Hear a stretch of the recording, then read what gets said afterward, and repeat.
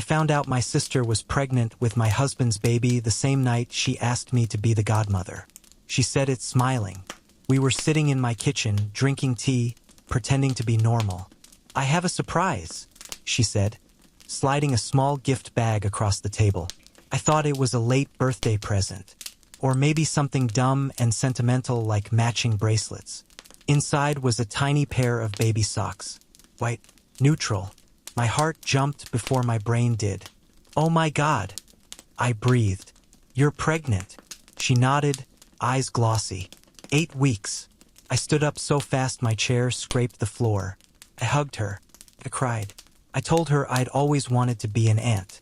Then she pulled back slightly and said, "I want you to be the godmother." That's when I noticed her hands were shaking. Not happy shaking, nervous shaking. "Of course," I said immediately. "Why wouldn't I?" She swallowed. "Well, there's more." Something in my stomach tightened. "What do you mean?" She looked down at her tea like it had answers written in the steam. "I didn't plan this," she said quietly. "Okay." I waited. It just happened. That sentence felt wrong. Just happened usually comes after something reckless. "Who's the father?" I asked gently. She hesitated. That was the first crack. "I need you to promise you won't scream," she whispered. My heart started pounding. Why would I scream? She looked up at me, and in that second, before she even spoke, I knew. I don't know how. Maybe instinct. Maybe guilt radiates differently when it's close to you. "It's Daniel," she said. My husband's name didn't register at first. It just floated there between us. Daniel, common name, could be anyone. Then it landed. Not Daniel from work. Not some random Daniel. My Daniel. My husband of 9 years. I laughed. Actually laughed. "Stop," I said. "That's not funny." She didn't smile. I didn't mean for it to happen. The room tilted. "You're joking," I said, but my voice sounded far away.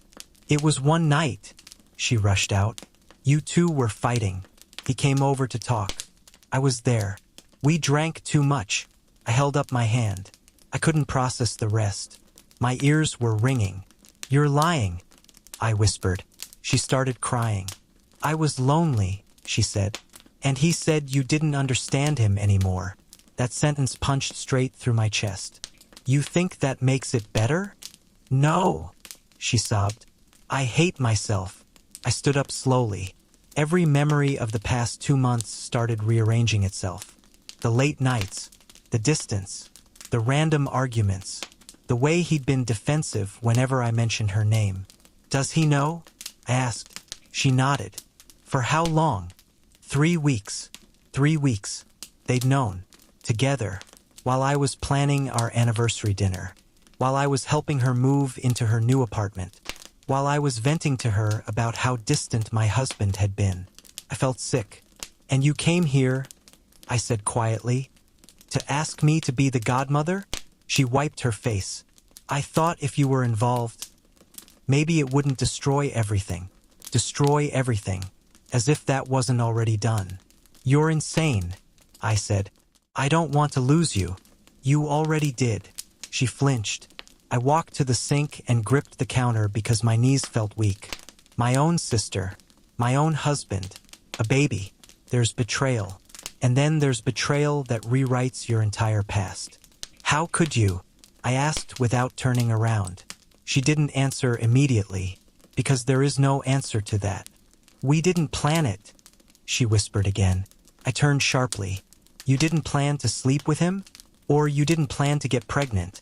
Tears streamed down her face. "It was a mistake." "No," I said firmly. "A mistake is forgetting someone's birthday. This was a choice." Silence filled the kitchen. Then the front door opened. Daniel's voice echoed down the hallway. "Babe, I'm home." My heart stopped. She looked at me in panic. "You didn't tell him you were coming?" I asked coldly. She shook her head. Footsteps approached. He rounded the corner into the kitchen and froze. The color drained from his face when he saw us standing there. "Oh," he said softly. That single word told me everything. He knew. Of course he knew. How long were you going to keep it a secret? I asked. His eyes flicked to my sister, then back to me. We were trying to figure it out, he said carefully. Figure it out. Like this was a scheduling conflict. You got her pregnant, I said flatly. He didn't deny it. He just looked tired. We were going to tell you, he said. When? I demanded. After the baby shower? He ran a hand through his hair. The same nervous habit I'd watched for 9 years. It wasn't supposed to go this far. I laughed again. There's something about shock that makes laughter automatic. You slept with my sister, I said. How much farther did you think it would go? My sister started crying harder. I didn't want to hurt you, she said. You didn't want to hurt me? I turned to her. You destroyed my marriage. It was already broken, Daniel muttered. That sentence hit like a slap. What did you say? He looked up at me, almost defensive now. We were barely talking. You were always working. So that justifies this? No, he snapped. But it explains it. Explain, not justify. The language of someone who's already accepted what they did. Are you in love with her? I asked. Neither of them answered, and that silence was louder than any confession. Say it, I demanded. Daniel looked at the floor. I don't know, my sister sobbed. I didn't mean to fall for him. Fall. So it wasn't just one night. It was more. How long? I asked again. Daniel hesitated. 2 months. 2 months. 60 days of lies. 60 days of coming home to me. 60 days of looking me in the eyes. I felt something inside me go very still. The screaming part of me shut down. What replaced it was colder, more focused. Are you planning to be with her? I asked calmly. He looked at her, then at me. I have responsibilities now. Responsibilities. To the baby, not to me. That answered everything. I nodded slowly. Okay, I said. They both looked surprised. Okay? My sister whispered. Yes, I said quietly. You made your choice. My voice didn't shake. My hands didn't tremble. Because in that moment, something else clicked.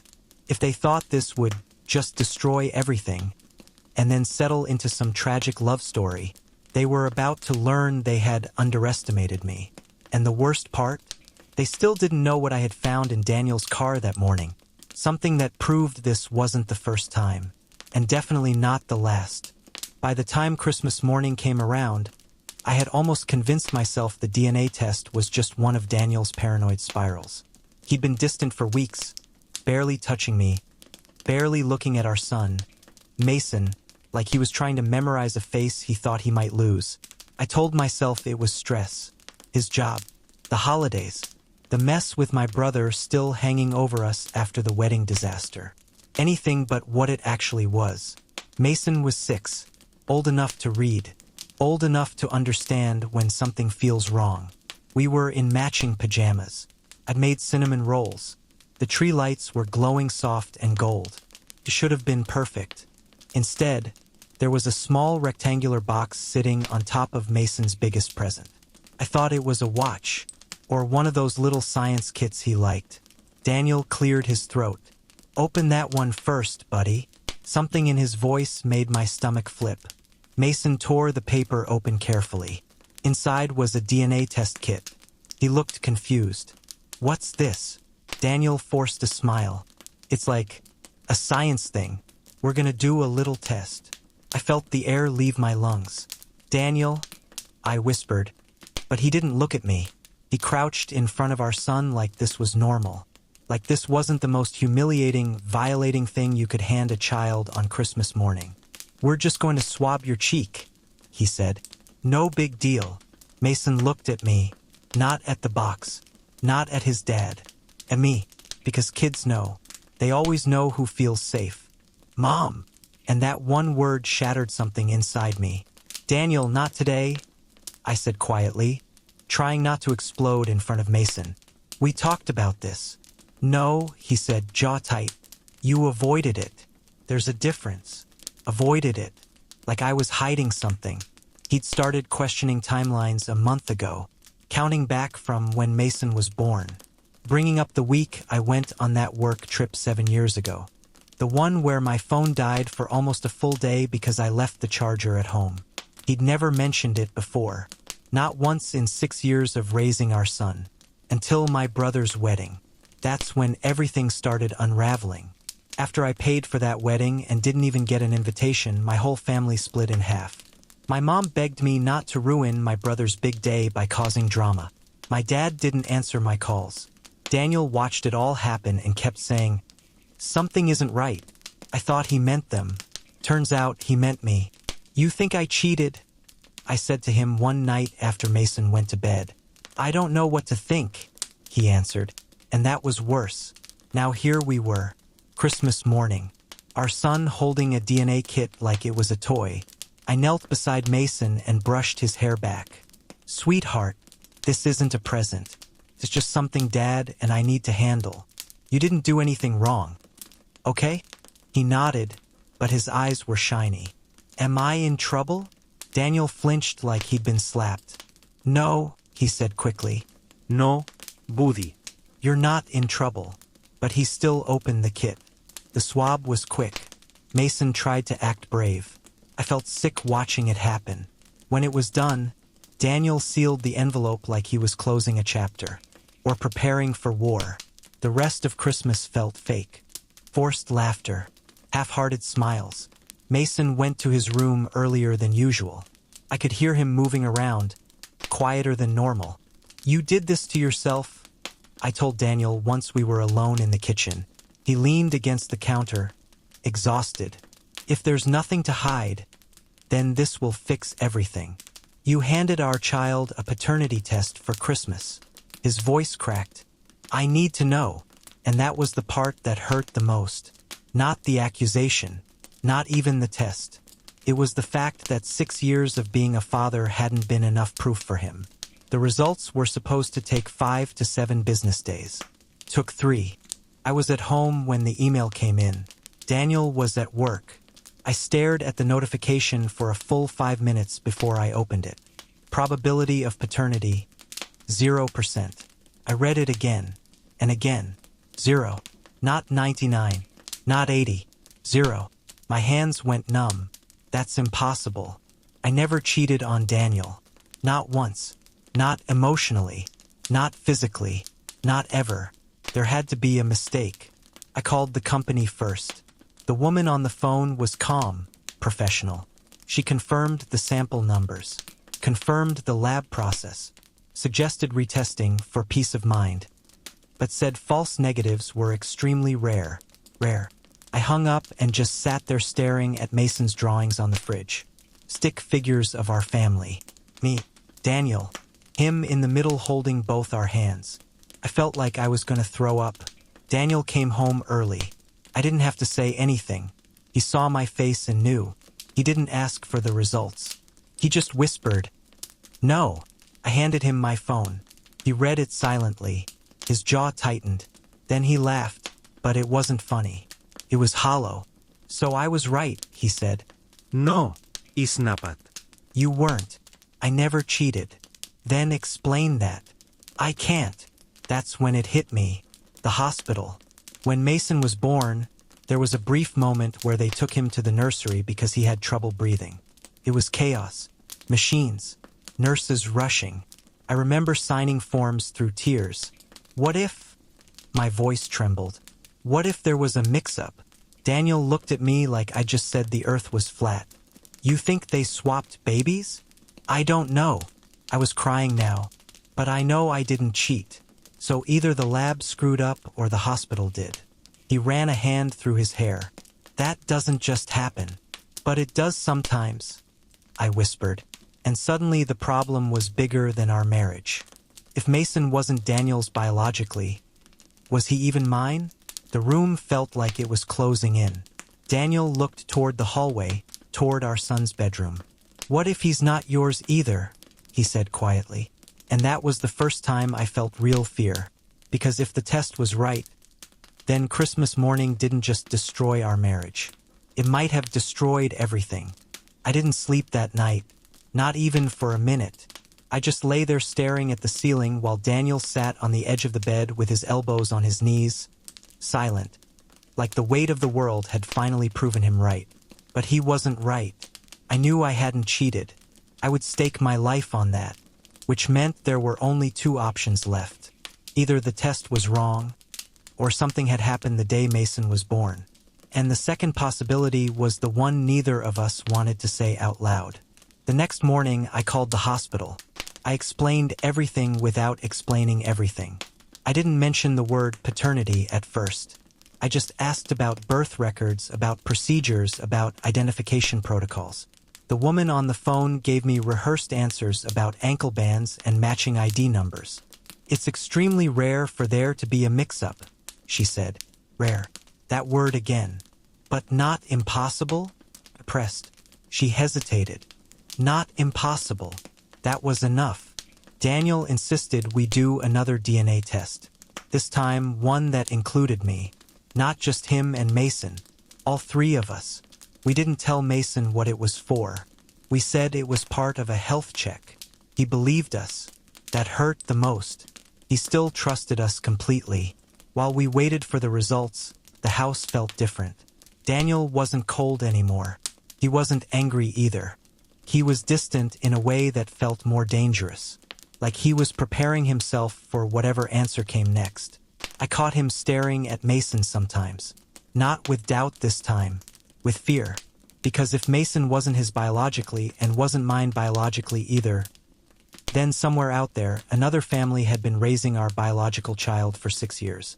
And that thought made it hard to breathe. 3 days later, the results came in. I opened the email alone again.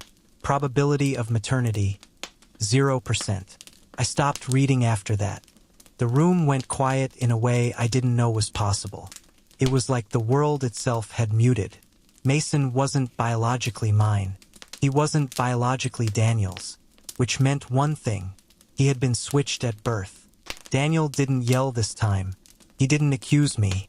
He didn't say, "I told you so." He just slid down the kitchen cabinet and sat on the floor like his legs gave out. "What do we do?" he asked. I didn't have an answer. Because how do you even begin to process that the child you carried for 9 months, the child you gave birth to, the child you've loved every single day for 6 years, isn't biologically yours? And worse, somewhere out there is a child who is. We contacted a lawyer before we contacted anyone else. That felt cold, but it was necessary.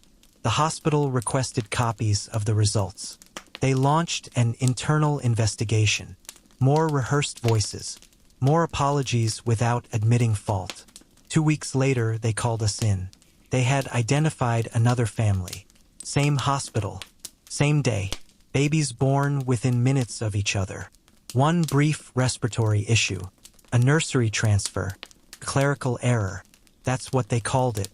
A clerical error that rewrote 2 entire bloodlines. The other family didn't know yet. The hospital wanted to coordinate the disclosure carefully. Ethically, gently. There is no gentle way to tell someone their child isn't biologically theirs. When we finally met them, it didn't feel real. They looked normal. A mom, a dad, a little boy with brown hair about Mason's age. And when I saw him, something inside me twisted. He had my eyes. Daniel saw it too. I could feel it. The other mother started crying before anyone even finished explaining. She kept saying, "No, no, no." Like if she said it enough times, it would undo 6 years. We didn't fight. There was no screaming. Just shock, grief, confusion. 2 families mourning children who were sitting right beside them, alive and healthy. That was the cruelest part. Because Mason is my son. Not biologically, but in every way that matters. When we got home that night, he ran up to me and asked if we could watch a movie. Like nothing in the universe had shifted. I held him tighter than I ever had before. Daniel knelt in front of him and said, "Buddy, no matter what happens, you're ours." "Okay, always." Mason frowned. "What do you mean?" I looked at Daniel and we both realized something at the same time. DNA didn't change 6 years. It didn't erase scraped knees, bedtime stories, first days of school, the way he curls up against me when he's sick. But it did mean another little boy out there had our blood. We're still in the middle of it. Therapy, legal meetings, awkward supervised visits with the other family as we try to figure out what right even looks like in a situation like this. There is no manual for this. Some days I'm angry at Daniel for ever doubting me. Some days I'm grateful he did. Because if he hadn't given our son that awful Christmas gift, we might have never known. And somewhere out there, our biological child would have grown up without us ever realizing. People keep asking what we're going to do. The truth? I don't know. But I do know this: biology makes you related. Love makes you a parent. And no test in the world can take that away from me. If you think you know what you do in this situation, subscribe now, because the next story will test you even more. I found out my husband wasn't cheating on me the night I followed him to the motel. He was there to meet my sister. And somehow, I was the asshole. I didn't mean to follow him. That's what I keep telling myself. It sounds less crazy than admitting I had been tracking his location for 3 weeks straight, watching that little blue dot pause in places that made my stomach turn. Grocery store parking lots at midnight. A street 2 towns over where we didn't know anyone. A stretch of highway that led absolutely nowhere. So when that dot stopped at the Sunrise Motor Lodge, something inside me snapped. We've been married 8 years. 8 steady, boring, dependable years. The kind where you fight about dishes and money and whose turn it is to pick up dry cleaning. Not motel in the middle of nowhere years. Not secret phone call years. Not I need to work late 3 times a week years. I didn't confront him right away. I got in my car instead. The motel sign flickered like it was about to give up on life. Half the letters were out. I parked across the street behind a gas station and watched him walk in. No hesitation. No nervous glance over his shoulder. Just calm. That hurt more than if he'd looked guilty. I sat there for 20 minutes before I saw her car pull in. I would recognize that dented gray Honda anywhere. My sister, Claire. At first I thought I was hallucinating. My brain tried to rearrange the image into something else. Maybe it wasn't her. Maybe she just drove the same model. Maybe, then she stepped out. Same long blonde hair. Same oversized sweater she borrowed from me last Thanksgiving and forgot to return. She walked inside like she belonged there, and that's when something ugly and violent rose up in my chest. Not sadness. Not heartbreak. Rage. I didn't think. I crossed the street and marched into that lobby like I was about to burn my entire life down. The clerk barely looked up when I asked for the room number registered to my husband's name. He hesitated, but I must have looked unhinged enough because he gave it to me. Room 214. The walk up those stairs felt like climbing toward my own execution. Every step louder than the last. Every breath sharper. I didn't knock politely. I pounded on the door. It opened almost immediately. My husband looked startled, but not guilty, not half-dressed, not flushed or panicked, just confused. And behind him, sitting on the edge of the bed, fully clothed, was Claire, crying. That was not the scene I had prepared for. No candles. No tangle seats. No betrayal frozen mid-act. Just my sister with mascara running down her face. What the hell is this? I demanded, my voice shaking so badly it didn't even sound like me. My husband stepped aside slowly, like he was dealing with a wild animal. You weren't supposed to find out like this. Find out what? Claire stood up, and I swear I've never seen her look smaller. I told him not to tell you, she whispered. That sentence punched harder than any confession of cheating could have. Tell me what? I asked. They exchanged a look. And suddenly I wasn't angry anymore. I was scared. My husband closed the door gently behind me. Your dad called me 3 weeks ago, he said. My dad and I haven't spoken in almost 2 years. We had a blowout argument about money, about pride, about things neither of us was willing to apologize for. We both decided silence was easier. He's sick, Claire said. The room felt like it tilted. Sick how?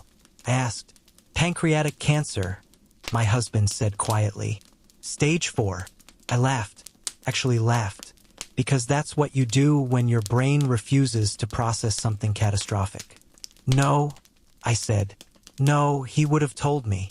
He tried, Claire said. You blocked his number. After that last fight, I didn't even remember doing it. It had felt dramatic at the time, empowering, final.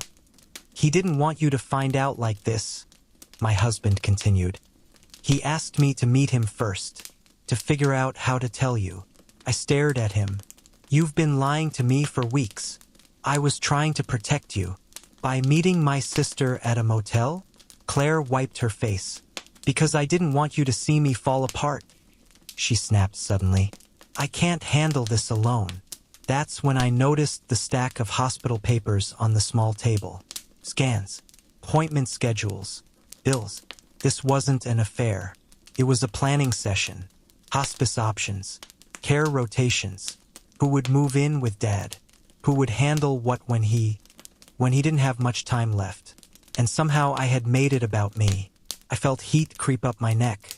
You should have told me, I said, but it sounded weaker now. We were going to, my husband said. Tonight. I checked the time on my phone. 9:42 p.m. He told me he'd be home by 10. I had beaten him here. The silence in that motel room was suffocating. All my righteous anger drained out, leaving something heavier behind. Guilt. Claire sank back onto the bed. He cries every night, she said quietly. He keeps asking why you won't call. That hurt more than the cancer part, because that part was my fault. I thought he was being dramatic, I whispered. He's always been dramatic. Not this time, my husband said. I sat down in the stiff motel chair, suddenly exhausted. The adrenaline was gone. My hands were shaking for a completely different reason now. For weeks I had built this narrative in my head. Late nights meant betrayal. Private calls meant secrets. Distance meant disloyalty. But what if it meant fear? What if it meant they were trying to carry something heavy without crushing me? I followed you, I admitted finally.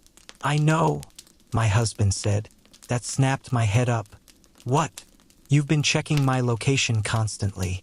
I could see the notifications. Of course he could. And you didn't say anything?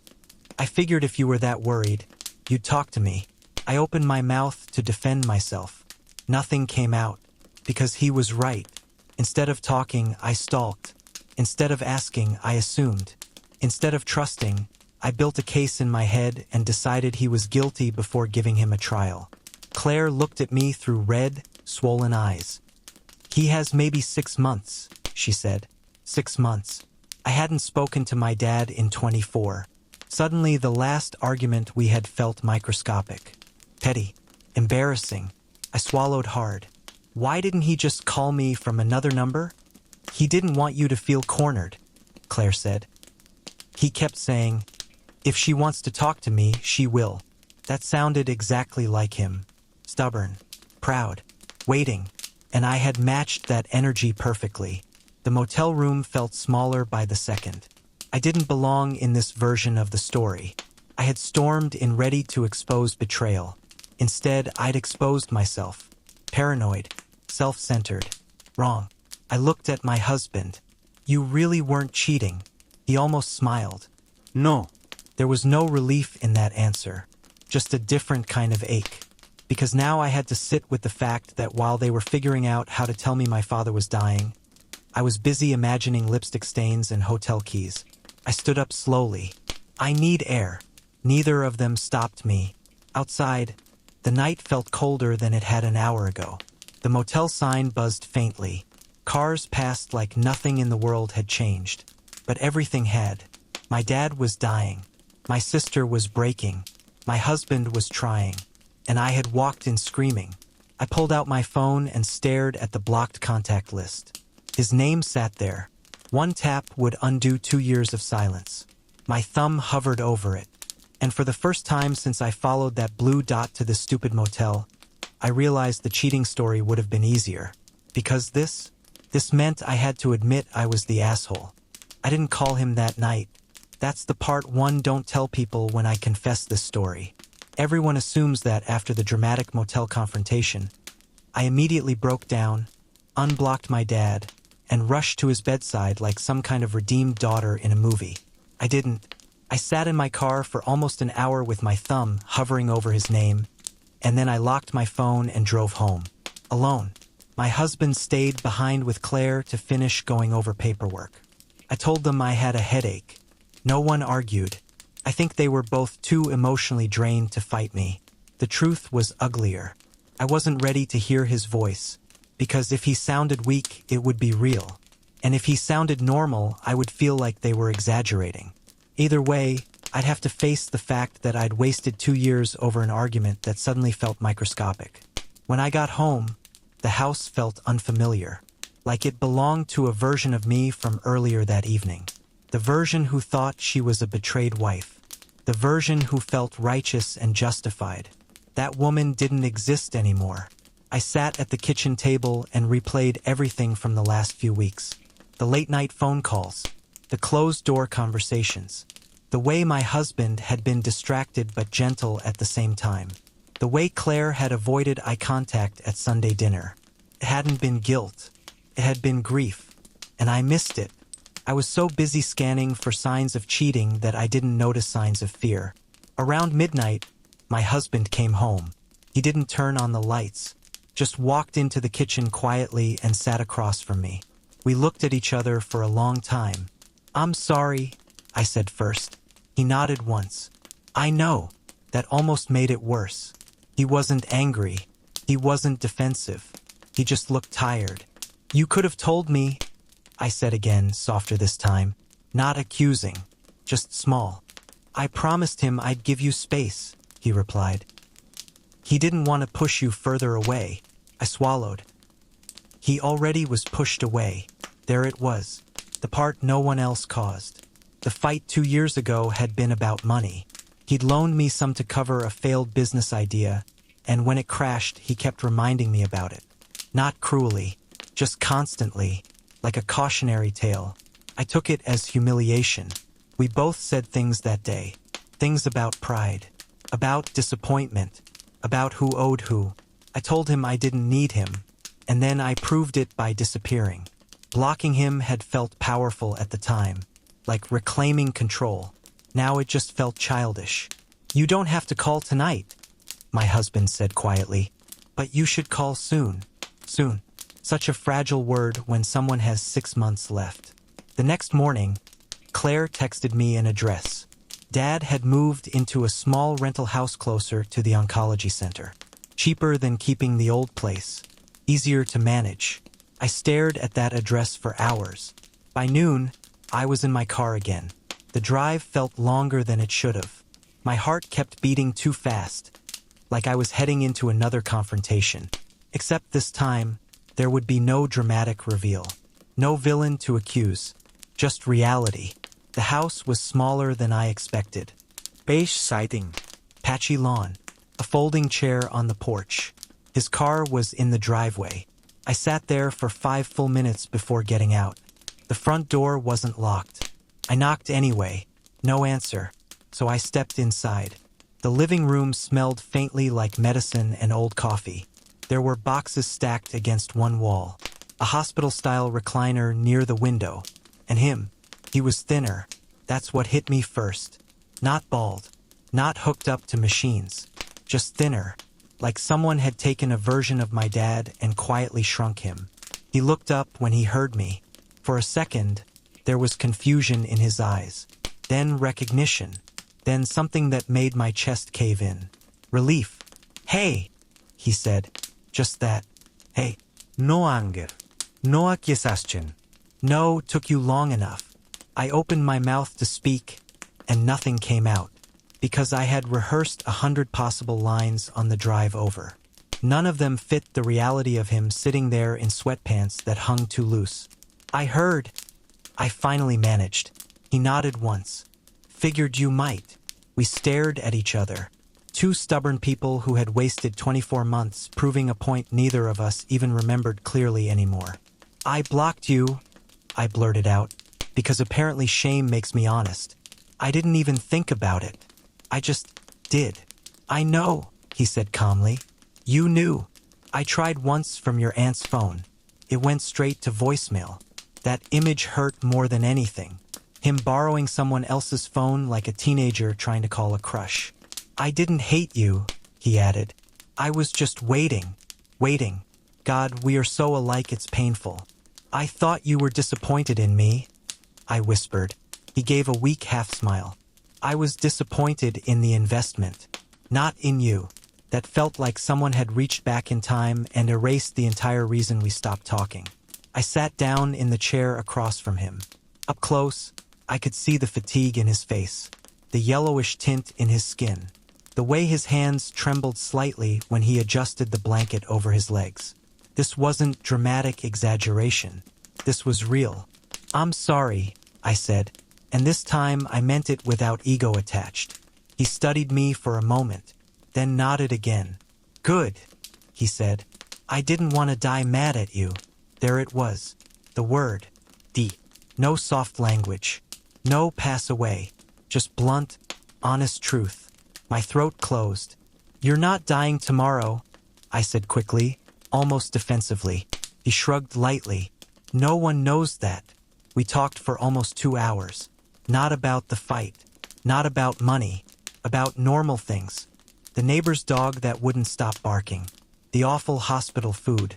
The fact that he finally understood how to use streaming services but now didn't have the energy to binge anything. At some point, I realized something that made my stomach twist again. Claire and my husband weren't meeting in motels because they were hiding an affair. They were hiding how bad this actually was. Because seeing him in person stripped away every protective layer of denial I'd built. When I stood up to leave, he looked tired in a way that scared me. "I'll come back tomorrow," I said quickly. He nodded. And then, almost casually, he said, "Bring your husband. I owe him thanks." That caught me off guard. For what? For keeping my daughters from falling apart before they were ready. I didn't correct him. I didn't say that I had, in fact, fallen apart. Because that part was still sitting in the Sunrise Motor Lodge parking lot, screaming accusations at people who were trying to carry something heavy without me. When I got back to my car, I finally let myself cry. Not loud, not dramatic, just quiet, steady tears that soaked into my sleeves. I had been so focused on being right, so focused on protecting myself from betrayal, that I almost missed the chance to show up for the one person who had always shown up for me, even when we were at our worst. And the worst part? If I hadn't followed my husband that night, if I hadn't let paranoia drive me across town, I might still be sitting at home, convinced I was the victim. Instead, I was something much harder to admit. I was the asshole, and I had maybe 6 months to fix it. He didn't make it 6 months. That's the part 1 still replay at night. All those careful calculations in my head. I have half a year. I'll visit every weekend. We'll ease back into normal. And life just ignored them. He lasted 8 weeks. The first few weeks after I showed up at his rental felt strangely steady. I went every other day. Sometimes every day if work was slow. My husband came with me most evenings, carrying groceries or takeout containers like peace offerings. Claire was already there almost constantly. She handled appointments, medication schedules, insurance calls. I handled the quieter stuff, sitting with him, watching old game shows, refilling his water before he asked. We never had some big cinematic reconciliation speech. It was smaller than that, better in a way. One afternoon, while Claire was on a call with the oncology office, he looked at me and said, "You always did overthink things." I almost laughed. "You always did underexplain things." I shot back. He grinned. Weak but real. That was our apology. Not dramatic, just honest. As the weeks passed, though, the decline wasn't subtle anymore. He slept more, ate less. The recliner became his permanent spot. The tremor in his hands got worse. I started noticing details that terrified me. The way Claire would pause before answering doctors' questions. The way my husband would squeeze my shoulder when certain words came up. Progression, spread, palliative. I learned new vocabulary I never wanted. One night, after Claire went home to shower and rest, it was just me and him in the dim living room. The TV was on low volume, some cooking show neither of us were actually watching. "I'm glad you came," he said suddenly. I swallowed. "I'm glad I did too." He looked at me carefully, like he was measuring something. "I didn't tell you because I didn't want you coming out of guilt." That hit harder than I expected. "I did come out of guilt," I admitted. He shook his head slightly. No. "You came because you were ready." I wanted to argue.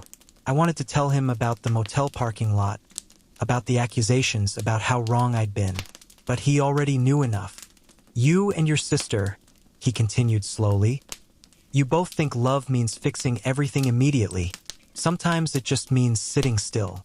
Sitting still. That's what the last weeks became. Not heroic.